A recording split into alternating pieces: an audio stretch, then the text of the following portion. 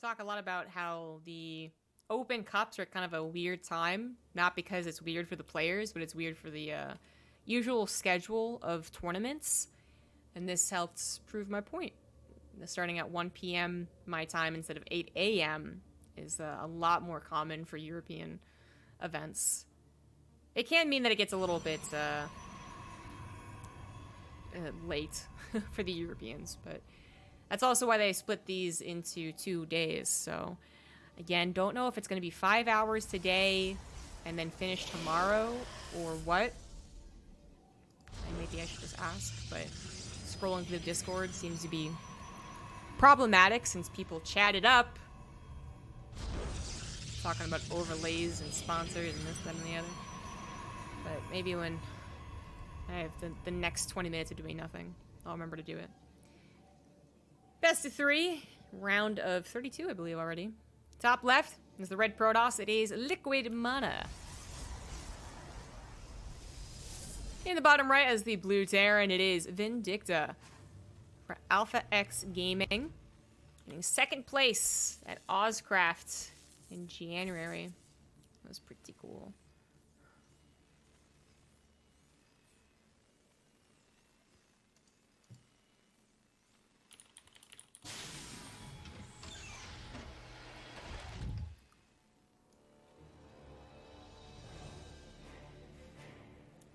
Legendary one-hand splitting machine. Whatever, man. I could have done the same thing. Future just kept telling me to make banelings, though. And just keep attacking. And I was like, what if we expand? And he was like, wow, genius. He sure really sticks his mind onto something, man. He just doesn't let it go. But he's not participating in this qualifier. He might be waiting to play in the NA qualifiers. I wonder how the quarantine thing has affected the ability of NA players to actually play in Starcraft tournaments. Generally, they're either in high school and like skipping a class, or just straight up can't play, or they're in college and might just have a decent schedule that works out for these things, or again they're skipping classes. But point is, usually it's a problem. I think a lot of our younger NA pros are actually in that awkward gap year anyways. I know Vindicta talked about taking a year off, maybe more. But now with the quarantine, it's like, whatever their problems were, I mean, they do not have as many problems. Like, is it easier to skip on an online class? I have no idea. Because this would still be school hours. Anyways. Anyhow. Don't know what future situation is, but NA1 should be a bit better for them. Plus, it's going to be NA default server, and if there's any ping issues, people more or less, accustomed to ping, or just some have worse than others. Like, I may not want to play any European events. 2 centuries. 3 centuries. What? Huh, okay. So I was going to say, if you get 3 centuries, you can't be affording any technology. And that's pretty much the case here.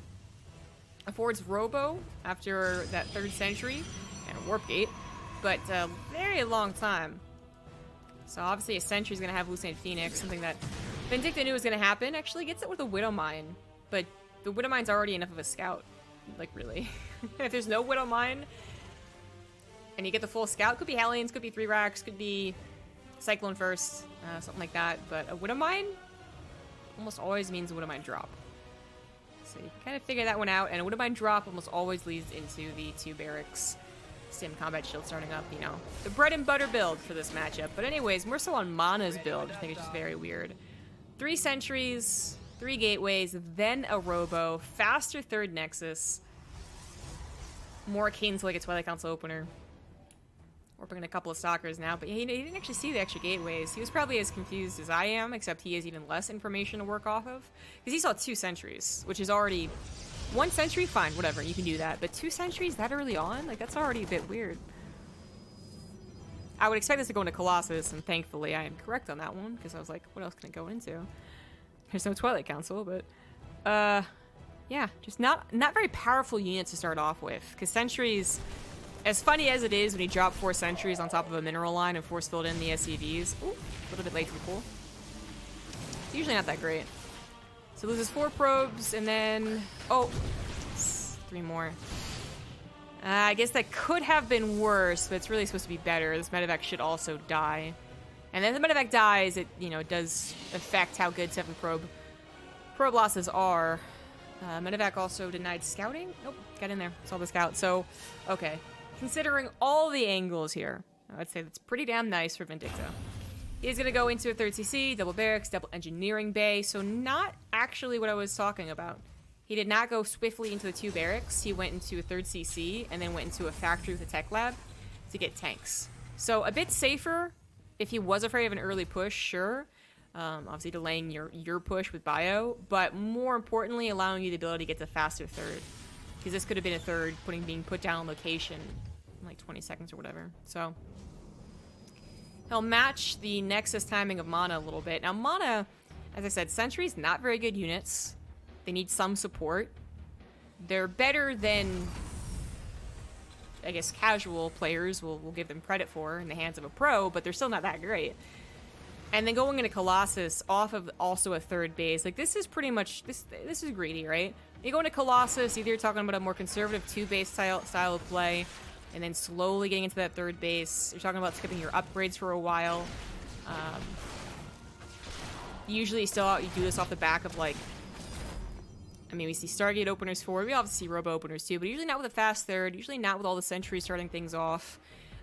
No attempt at really pressure at all. Not even like a Warp Prism. Should have been difficult to afford. Liberator even giving him some trouble. Widowmines gave him trouble.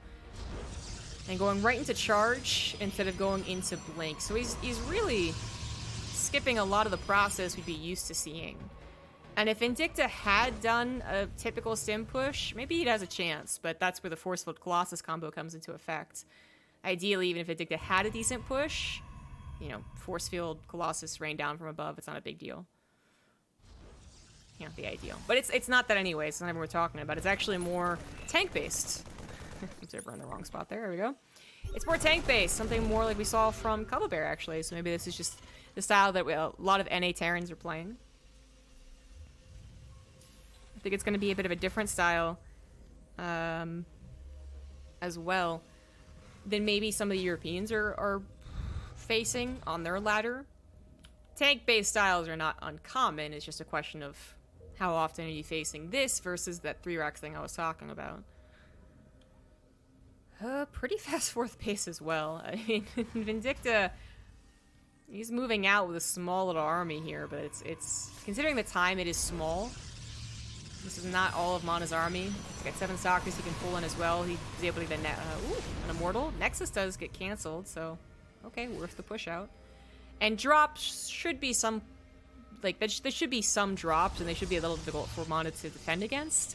He doesn't have Blink, he doesn't have Phoenix, but Vindicta would have to actually be trying to take advantage of that, which he's currently not. We actually have a very just, I attack you, you defend game. There's not a whole lot of harassment.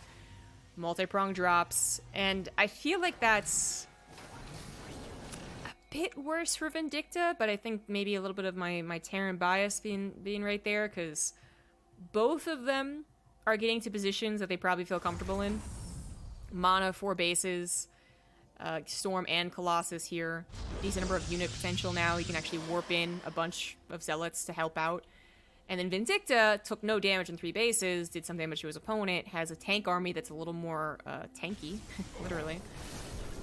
And yeah, might actually have a pretty damn decent push. So, as I said, maybe the bias is seeping through. But usually if you let a Protoss do whatever they want, the idea is that they're going to get these 2 splash units, and it's going to be really difficult for the Terran to take these main engagements. But yeah, I was expecting a lot more Zealots here.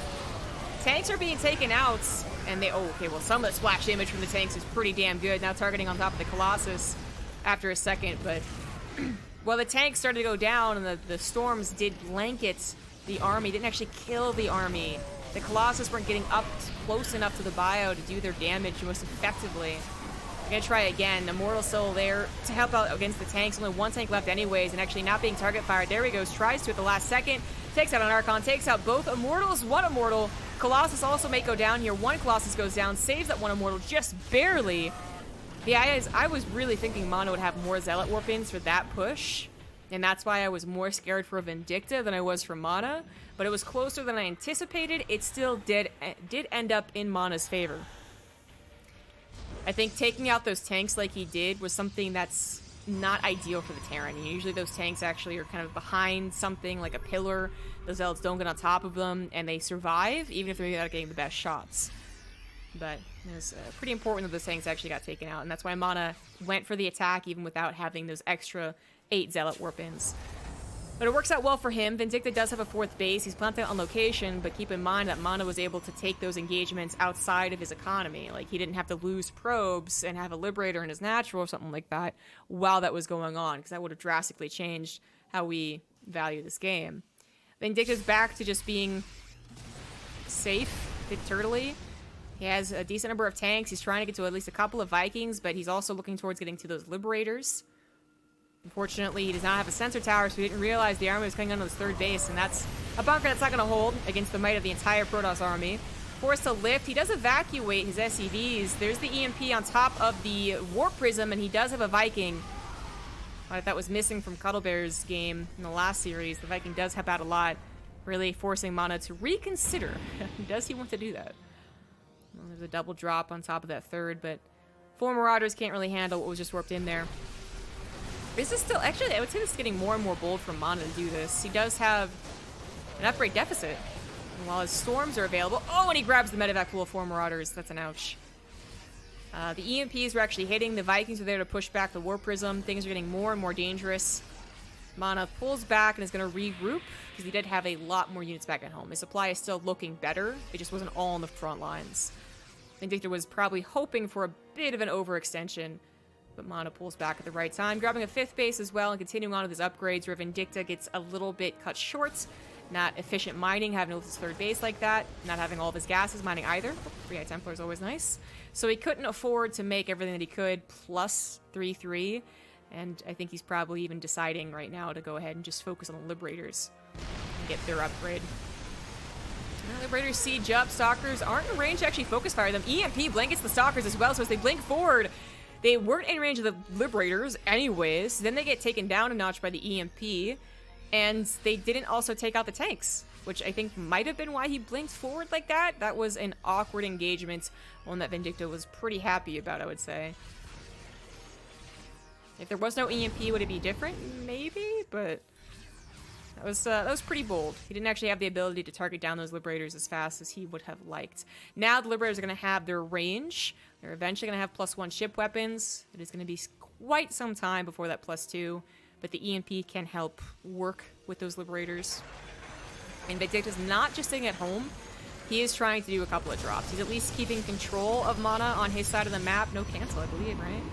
Unfortunately, that's not MaNa's 5th. That is his would-be 6th, and Vindicta would, yeah, love to actually find out his opponent's true economy situation. Loses the drop, though. You just kind of have to accept that you're going to lose those drops eventually, but you can't just sit at home. MaNa realizes that his time to actually push and bully the Terran player is over. The Terran player is also maxed with a decent number of Liberators with range. He has to start thinking about that Stargate. Think about the Stargate and then just trying to cleave off any Liberators he can with a Stalker control, but it is going to be difficult if Vindicta is actually watching his army. Now, this is a little bit awkward. Vindicta did make 2 sensor towers, but trying to take this base without actually being in range to support it, he's forced to lift off, but at least he doesn't lose it. Vindicta finally starting that 3/3 as well. MaNa about to finish up his 3 attack. And he actually never started that armor. Liberators are doing a fantastic job of bullying MaNa back. A pretty damn good storm, though. It didn't kill a whole lot of the units, just making those medevacs really work. A bit low on energy. Command Center not going to be able to be focused by it, I don't think. The Stalkers probably want to be on the front lines helping this army. I think it would go down, but actually Vindicta's not moving it. It's just moving because it's being shot. If he had started moving it, I think it's a different story. It does go down. Oh, that's a mistake. Vindicta does have extra command centers on the way, but that was a bit unnecessary, I think. Just all focus on top of the Liberator control, and I don't really blame him. You stop controlling your army well, and that's when your tanks get picked off and your Liberators get picked off, and suddenly you're on an inferior army. MaNa decides not to chase after the Liberators, rather go for a bit of a counter attack, just roaming around the map, trying to also catch the Liberators before they siege up. It's not going too poorly. The Command Center does go down, but the Liberators are here, and now MaNa is stuck on his opponent's side of the map without an ability to actually recall. If he recalls, he dies anyways, so he's gonna try and take the fight, but all of those units were already low, they were vulnerable, they were glass cannons, and they do go down. So MaNa takes 19 SCVs, 2 Command Centers, to be fair, but he takes a big loss on the army. And he still hasn't started his +3 armor, so eventually Vindicta is going to have a bit of an upgrade lead. Vindicta is going to be facing Tempest soon, but he still has the ability to make Vikings if he thinks about it. He's still making Liberators, though, because Liberator count has gone down. A bit of an awkward fight here as well. Disruptor is coming into play, too. One amazing shot on that left side. I don't think Vindicta was expecting Disruptors. This Liberator is in a very awkward, easily snipeable spot. It's not really helping very much. Oh my god, he did not kill the Disruptor fast enough. Oh, the bloody mess left over. The Medivacs are like, do we have anything to heal? I don't think we do. We should probably just leave. And Vindicta getting so pumped up after taking out, you know, a handful of 4 Colossus and 3 Archons and what looks to be the majority, the most expensive part of MaNa's army. But it turns out, not really. Vindicta had already lost too many Liberators. Had pushed before he really thought of what his opponent could have, and those Disruptors, while they were a big surprise, and that's part of the reason he lost that battle, it was also that his Liberators weren't sieged up like they could have been. If he had been able to take his time and siege up calmly, they would have been taking care of these chokes instead of sieged over the chokes and not in an ideal space. Could have been a very different fight, maybe held on a little bit longer, bullied MaNa a little bit longer, but the time was not necessarily on his side since Tempests were already out.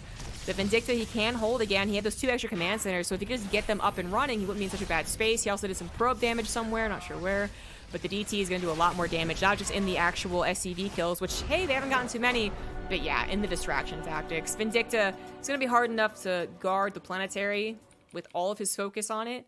It's almost impossible while also dealing with all those DTs. GG. A bit of a more passive game than I expected for the first 7 minutes. Perhaps MaNa keying into how the anti-Terrans have been playing, although Cuttlebear did proxy, so it's not like they're being totally passive.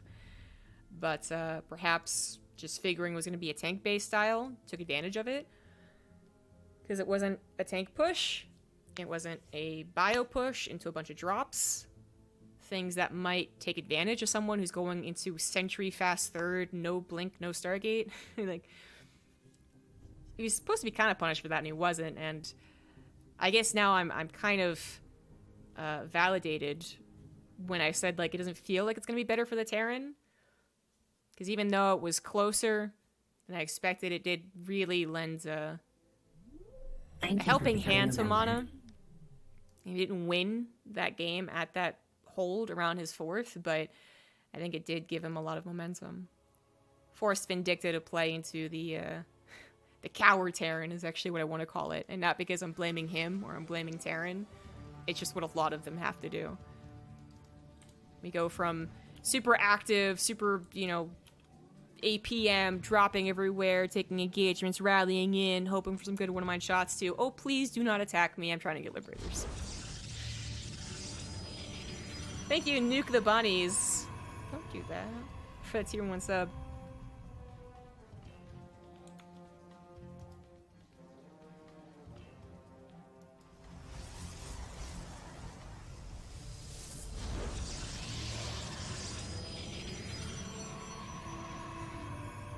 What?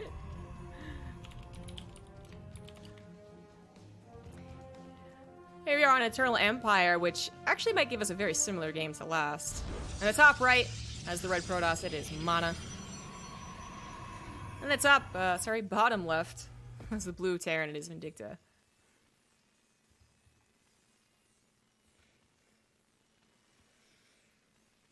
Having some good games today. TVP, still a wonderful matchup to watch.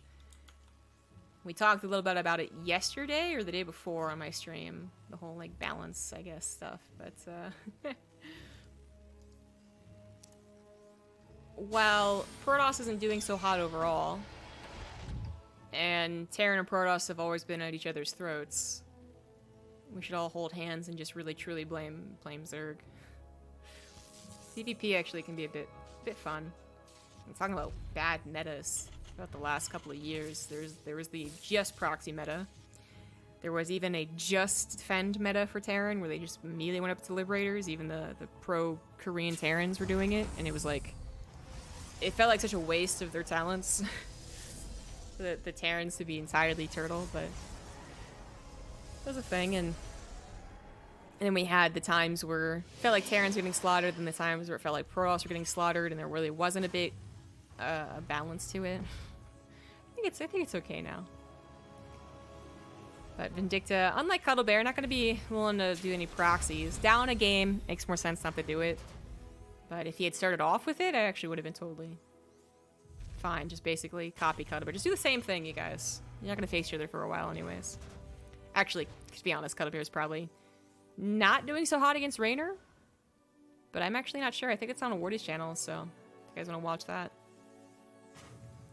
Maybe Cuddle Bear studied Clem and is now like a super god at TVZ. Bunker coming down, doesn't want to deal with the Adept shenanigans. It's annoying. It's the Reaper in the main base to see, hey, you doing that weird sentry thing again? No. Unfortunately, he doesn't see what is happening, though. What he might have noticed is, you know, Adept Stalker and then no third units.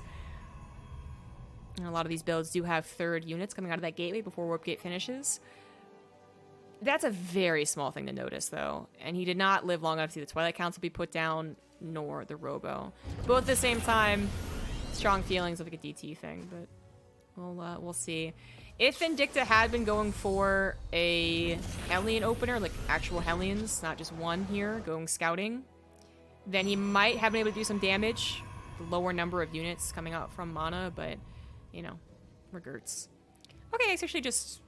It was just a faster Robo than I was expecting, and then he's like, JK, I don't want that gateway. Ah, okay. Chronoing both, and then getting a fourth gateway is going to provide some very obnoxious Blink Stalker pressure. So, Blink Stalkers can be annoying just with a typical 3-gate, you know, a bit later of a Robo, thinking about that faster Nexus, so, you know, that typical kind of thing we see in a macro game. Maybe even only 2 gateways, actually, instead of 3. It can be annoying, but it's usually something that you just kind of brush off. When you do this, though, it becomes something that could be humiliating. You're like, it's just Blink Stalkers, and then you die to Blink Stalkers, and you're like, oh no. That makes me feel bad. And I think this is a really good move by MaNa as well to do this build, because if he wasn't already clued in to how Vindicta would play in that first game, he is now, after having played him. Pretty passive, faster third, reliance on these tanks in good positions. The mobility of the Warp Prism and Blink Stalkers and just enough production, too, might go ahead and lead us to an endgame. I didn't think Vindicta got more Hellions, but he did. 3 Hellions actually in the main base. The production is here to help out, but he's looking for his own attack. And Vindicta is probably in about 5 seconds here going to wonder why is nothing really responding. Sees a Warp Prism in his main. There's the Blink. Where's the tank? It's on the left side, but it's not going to actually survive. Nope. This is already really bad news. That tank needed to survive. The Marines needed to be able to guard it and then even try and work with it. Maybe try and target down that Warp Prism. The Warp Prism does actually not have too many warp-ins, though, so it moves away and now warps in. I guess he had to use them to defend against the Hellions, which are still going after pros. But oh no, they're all stacked! Bit of a misclick there from Vindicta, but he is still going to grab a few more here.